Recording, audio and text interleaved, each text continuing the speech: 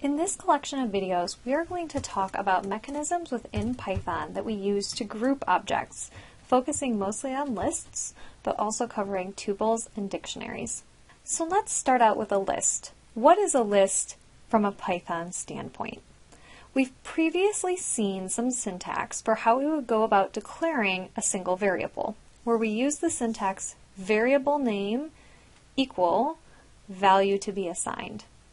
So, one of the things we've been dealing with in class lately is a calendar, and it may be the case that we would want to have variable names for all the different months of the year.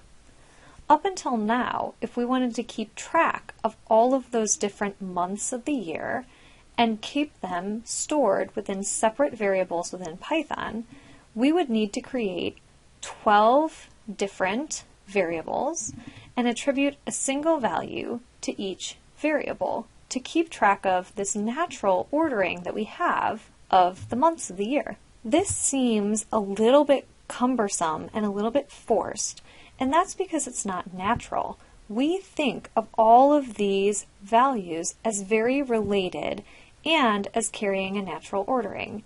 And so a much better way to keep track of them in Python would be to impose that ordering and that grouping upon these different variables and create just one variable that is of a different data type. And what previously took 12 lines and 12 variables in Python code could instead be completed in one single line of Python code with one single variable if we change the data type of that variable from containing a single string to being a list of objects. So the previous slide shows just some of the benefits of using lists within Python.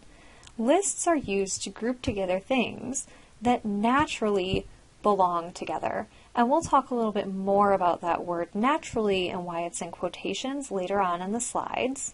One huge benefit is that we can use a single variable to both describe and access groups of things, particularly groups of things that come with a quote-unquote natural ordering. Here, the quotation that I have within natural is just to indicate that there are sometimes numerous orderings for lists of things that might make sense. In our previous example with months of the year, the ordering that makes sense to me as a person would be the order in which the months appear in a calendar year. That may not be the ordering scheme that Python would choose or that somebody else might choose. For example, somebody might think that a more natural ordering of that list of months would be alphabetical ordering, and so natural ordering is in quotations here because it can sometimes be a matter of perspective what the natural ordering of a group of things is. Last but not least, when we work with lists, lists come with certain methods, which are meant to be things that we as people might naturally want to do to a list of things. When we force a collection of objects into a list, Python is going to be aware of the types of things we may want to do to that list, and it's going to have those mechanisms built in for us to make our coding lives a little bit easier. So let's review that list syntax that we saw very briefly on the first slide. When we are declaring a list object as opposed to a single data type object, we change the syntax as follows. The name that we want to attribute to the list and use to reference the list is going to go over here on the left. Just as before, we're going to use this assignment operator, the equal sign. We will then have open and closed square brackets, and in between those open and closed square brackets, we will list the value of things that we want to go in the list in the order that we want them in, and we'll separate those values by commas. As indicated previously, lists are very good for ordered objects, and lists are ordered by what we call indices that we will later use to access the individual elements of a list.